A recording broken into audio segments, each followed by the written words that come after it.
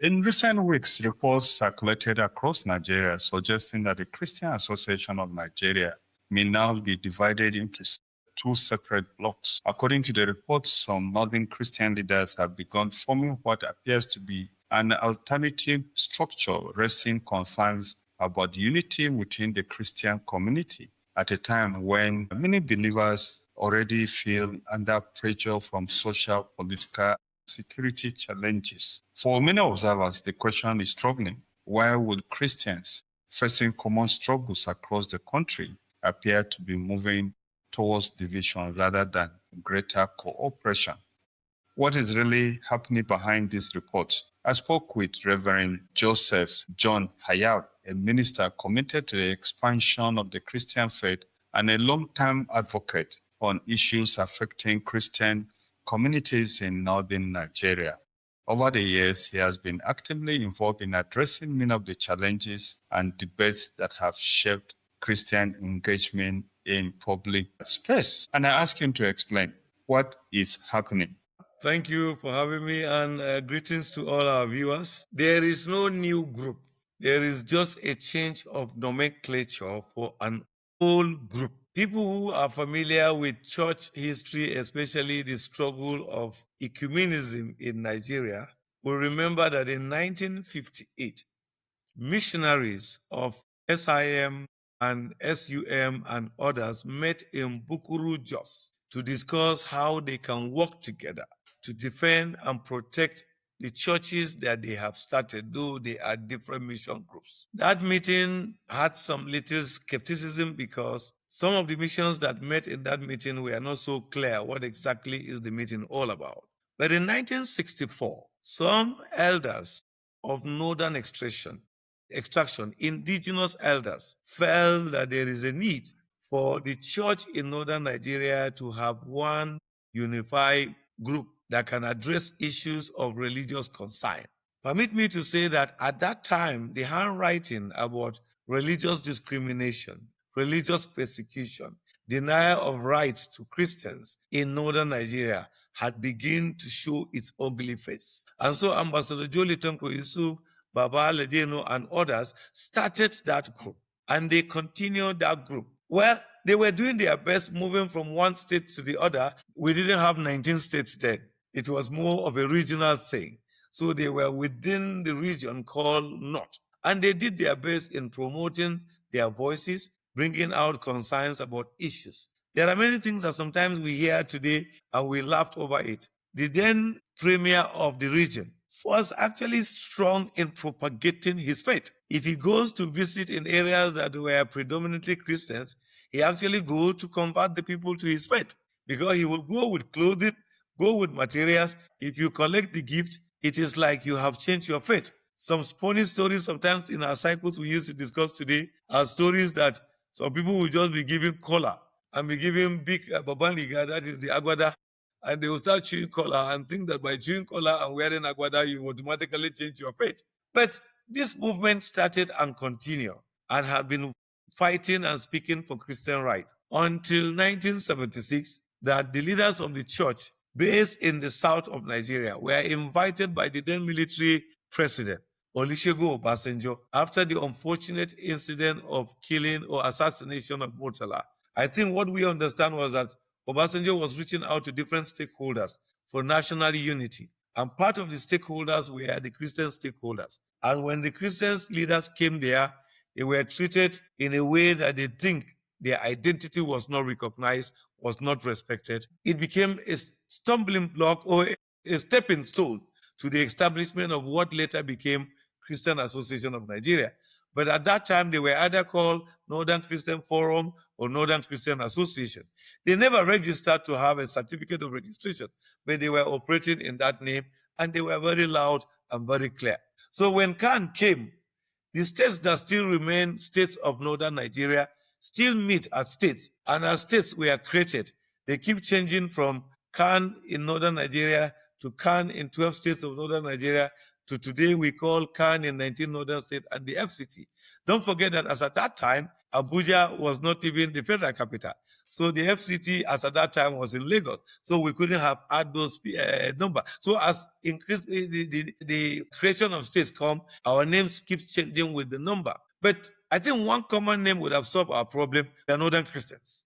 And adding 19 Northern states who are the FCT, when you say North, North is not. When we keep operating, and of recent, we have been operating as Northern CAN in the 19 Northern states and FCT. We've made tremendous contribution to ensure that Christian rights is protected. We've made tremendous contribution to ensure that our voice are heard. We've made tremendous contribution to ensure that Christians are not being neglected or abandoned or treated as second-class citizens in their country. But I think some people started getting a little bit worried that when we go out to the press and make statement, the press will say, "Can't say this." It is when you read the body of the story, then you will understand it's Can Northern State. So on the 23rd of October, 2025, the National Can President, in his wisdom with his President in Council, I remember that day, the National Can President was there, he presided, the Vice President, Reverend Panya Baba, was there, and then the Chairman of Tekan Ekwa, Reverend Joel Billy, was there, and then the OAIC were represented by Bishop RBC Nwanko, and then the other block, the other directors were all in that meeting. And he said to us, "Look, I've simply called you for one thing. We cannot stop you meeting together because we understand the peculiarity of your challenge. But can you do us a favor? Get another name and don't use the name Khan." In that meeting, 6 of us were invited as stakeholders of Khan in the 19 Northern States. Myself, the chairman of the 19 Northern State Canals at that time, that's the name we're using. Reverend Dr. Jonah Sampson, the Ekwa DCC chairman of Abuja and Ogorki, and then the vice chairman of Khan 19 Northern State and the chairman of Khan North Central Zone was there. Bishop Mohammed Naga, the chairman of Khan in the Northeast Zone, who is also the secretary of Khan in the 19 Northern States, and then the Superior Evangelist Tajuddin, who is the chairman of Khan in Zamfara State and the assistant secretary of Khan in the Northern State. Then we had Brother Sunday Oyibe, the former Northern Khan secretary, and Reverend Pam. We had this conversation, and when they finished, felt there's no need for argument. I think our interest is to talk about Christian right, not to debate about name. And we told them, permit us to go, we will think about it, we will look for a right name, and we will continue, we will get back to you. So we left. Pam, when it was time for them to speak, well, they, instead of talking their mind, they went into another conversation differently, accusing the president of other things. But that was by the way. The president defined what he knows and why he called for this meeting, and he's not going to change the agenda. So we left and instructed our legal team to start the process of looking for names. And so a lot of names came into beer. Names such as Forum for Northern Christians, or Northern Christians and the FCT, and many other names. But at the end, the corporate affairs, in their wisdom, approved Forum for for Christians in the Northern States and FCT. Then we added AK Northern Christian Association. And why did we do that? Because our forefathers founded that. That is the name they were known for. And that is what they used in fighting and ensuring religious freedom. And so we just feel it will do us good for us to put that. And so we continue to promote that. We then called the meeting of the stakeholders. Chairmen and secretaries of CAN from the different states were there. These leaders from the zones were there. And we invited Engineer Salihu, who, to the best of our knowledge, is one of the oldest serving CAN person in the North and in the national that is still alive and around and available to come.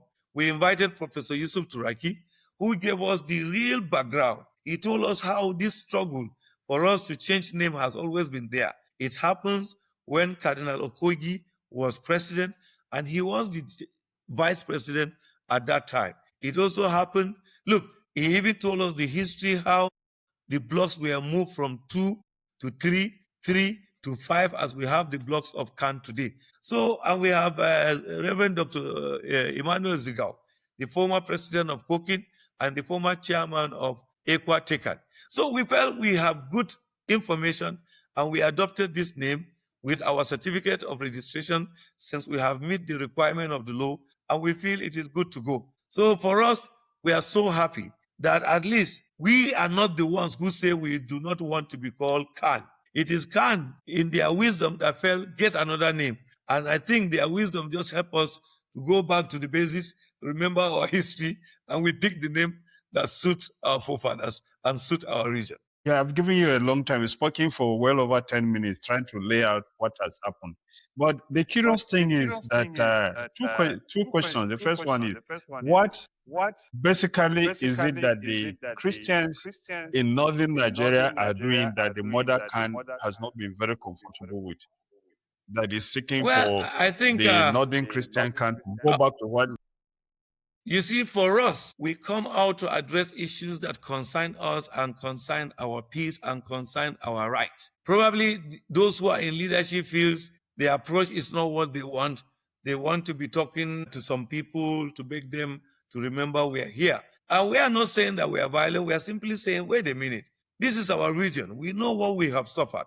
We know the lives we have buried due to religious discrimination and religious induced conflict. We know the many challenges that have been happening to us. The fact about it is that we don't really need to say this, but many people will agree with us that when these unfortunate things happen, the kind of understanding that some people in leadership have is not really good enough. They may claim that they have lived in the north, but they still do not understand the pains of waking up to go to seek for the indigenship of your state, and only to be told by someone who is even a visitor in your state that you are a settler.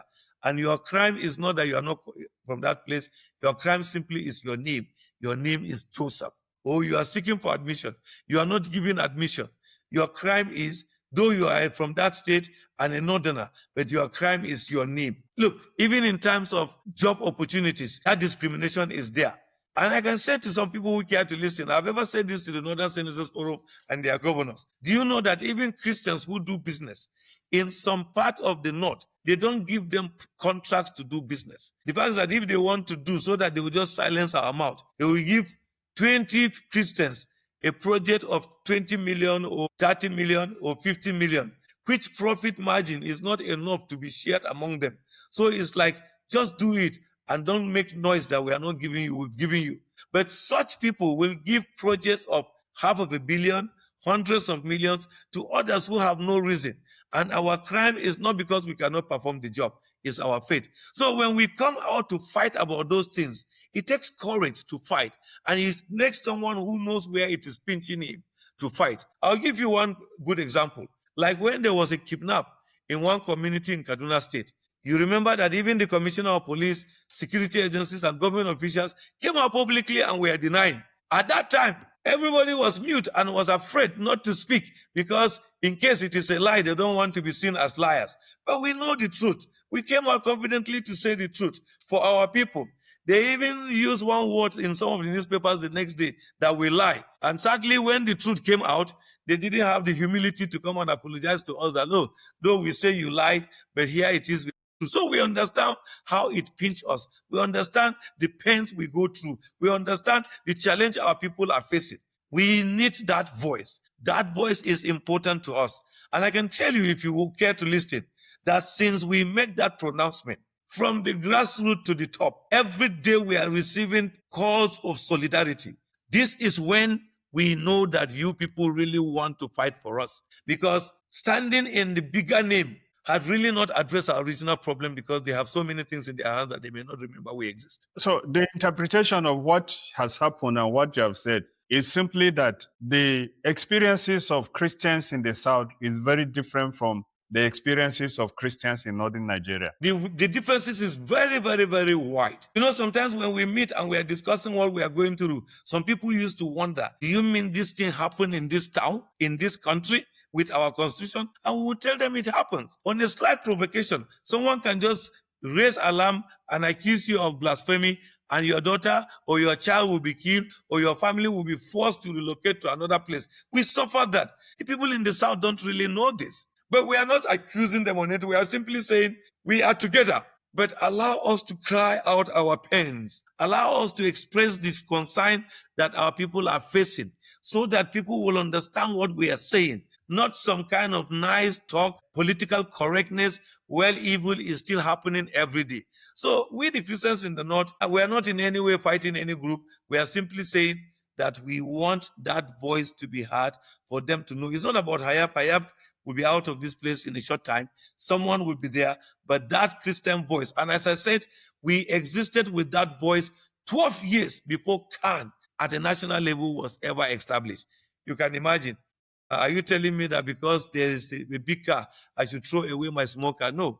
I will keep it. It will have its day and a time that it will be useful to us in the house. You mentioned something about the past. You mentioned that one of the reasons why Ambassador Jole Tanko Yusuf and Parale Deno and Co. started the movement to create Khan was because in the First Republic, the premier then used to go out with government funds to go and convert people, and he even boasted about it in one of his trips to, I think, Sudan or so, that he had converted about 500,000 Christians or so to become Muslims. The opinion in the public, however, is that the premier of northern Nigeria there was treating Christians and Muslims evenly, and that was a symbol of unity. But that does not come out from your analysis.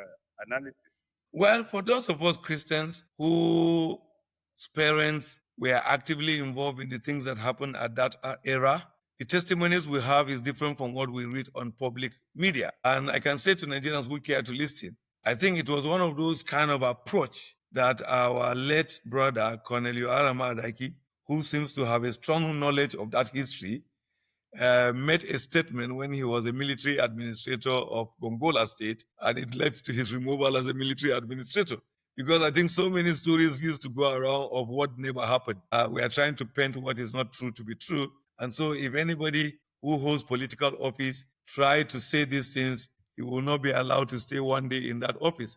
But for me as a religious leader, I don't believe in lying. I'm not going to lie to anybody. Yes, he was different. He had different approach to the current leaders today. He was receptive to a certain level, but he also used that platform to sincerely promote and evangelize or promote Islam. Many people don't know the history and what happened during the regional government. But for some of our parents and some of our leaders had good grasp of the story. But there is a general public story about unity, about love, about togetherness, which seems to be the common story. But I can say without fear of contradiction that yes, the premier, better than other leaders of today, work with other people, but he still uses that work to promote his faith, to stand for his faith. I want to believe people like Colonel Yohana Madaki of blessed memory had this grasp of this history. When he was the military governor of Gongola State, and one of the question interview he granted a media man about the coup that led, and he gave that if he were to be there at that time, he would have supported it in an affirmative, led to his removal the next day. But you see, you have to know what exactly happened. There were a lot of things that happened that time, and most of the foundation for the suppression of Christians, for denial of Christians' right, for lack of Christians' promotion, actually were laid during the regional government.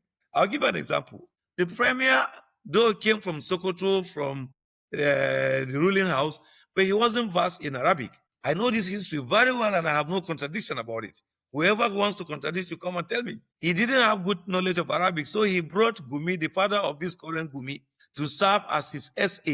And he was traveling with him to most of the Arab countries. And when they speak Arabic, he would translate to him.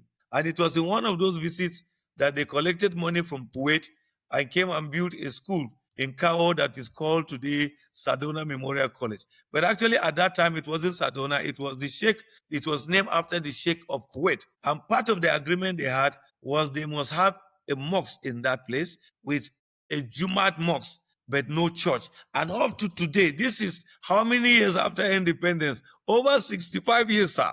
There's no church there. I remember I had the privilege to serve in that school as a board member. But because of that established the board, insists that you must have a pastor and an imam as board member. So I became a board member. So I know this history. I know this part of the school. It's a school that belongs to us, built and is operating among us, but you still find segregation. So when you see things happening this way, you have to look back to history to know where they started from. So you see, that's why our association becomes important. Because when we start speaking about North, someone will not just come. Sometimes some people act funny and we laugh. When they go to meeting and see someone tied in his head and they shake hand with him, they feel they have shake hand with the angel that comes from heaven. That's how some people behave sometimes. And they don't know, we know some of these things. Is it shaking hand with you and after the meeting, he's not speaking well of you. He doesn't give you your right. He doesn't provide for you what belongs to you. So these are the things that we felt we need to. We are not going to be fighting war, but we need to speak in the language our people in the North understand, for them to accept the reality that God has created us to live here in the North together. They need to treat us as Northerners. They need to treat us as respect. I'll give you an example. When we changed this name, I saw so many writings. Some people were even challenging us. Why didn't we say that is the Middleburg Christian Association? And I laugh. North is not religion. North is a geographical location. So my state is in the North. The fellowship of the Middle Belt is also another fellowship within the North. If it is not only, why do they have Sokotawa, Kanawa, don't just call themselves North? So let's stop these things. So we just believe that our role is to ensure that the voice of our Christian North is being heard, respected. We will help our people not to fight, but to stand and ensure that their right is respected. Okay, as we run over, what do you think? What are the prospects that what you are going to do now will be accepted by the churches in northern Nigeria? I think the churches don't have a problem. The churches have known this voice speaking for them, receiving accusation and insult on their behalf, and they know this name. So to them, that's why I told you earlier that if you know the calls we've received, those who matters, how happy they are that we could come out with this identity. Time will not permit me to tell you the blessings that have followed this identity. Great and important clerics across the region. Because it's not a breakaway from CAN. We will support CAN.